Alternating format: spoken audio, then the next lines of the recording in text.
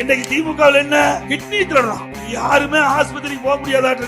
Kidney திருட்டுனா என்னங்கறத சொல்றேன், நான் கேட்டுக்கங்க. எந்தவித பர்மிஷனும் வாங்காம இவர்கிட்ட இருக்க கிட்னி எடுத்து இவருக்கு வச்சனா அதுக்கு பேரு கிட்னி திருட்டு. முதல்ல எதுல இருந்து ஸ்டார்ட் ஆனிச்சுன்னா, ஒரு டிவி பேட்டியில எனக்கு காசு கொடுத்து ஏமாத்திட்டாங்கன்னு ஒரு குற்றம் சொன்னாங்க. அந்த இது குற்றம் சொன்னது தப்புன்னு சொல்லி சென்னை உயர்நீதிமன்றத்துல போய் நான் 14/11/2025 எனக்கு ஒரு உத்தரவு வாங்கினேன். என்னன்னா, இவங்க இந்த டிவியில விளம்பரத்தை வச்சு டிவியில சொன்னதை வச்சுலாம் நீ இது பண்ணக்கூடாது, நீ உண்மையா விசாரிச்சு இது பண்ணணும். அவங்க ஹாஸ்பிட்டலுக்கு கிட்னி டிரான்ஸ்பிளான்ட் பண்ணது தப்பு, கேன்சல் பண்ணது தப்புன்னு சொல்லி சென்னை உயர்நீதிமன்றம்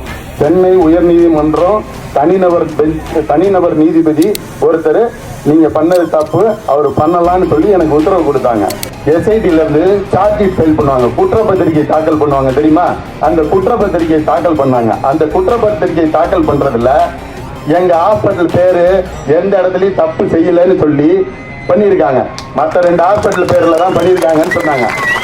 இவங்க சொன்ன குற்றச்சாட்டு எதுவுமே நடைபெறல, இவங்க இதுல எதுவும் நடைபெறல, இவங்க ஆளுங்க மூலமாவும் நடைபெறலன்னு நாங்க சொல்லல, நான் சொல்லல, எங்க கவர்மெண்ட் சொல்லல, எங்க கவர்மெண்ட் ஃபார்ம் பண்ண அதிகாரிகள் சொல்லல.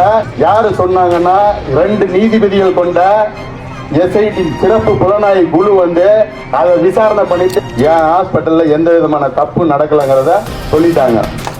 அதனால பொய் சொல்றதுங்கிறது எது வேணாலும் பேசுறவங்க பேசிட்டே போலாம்.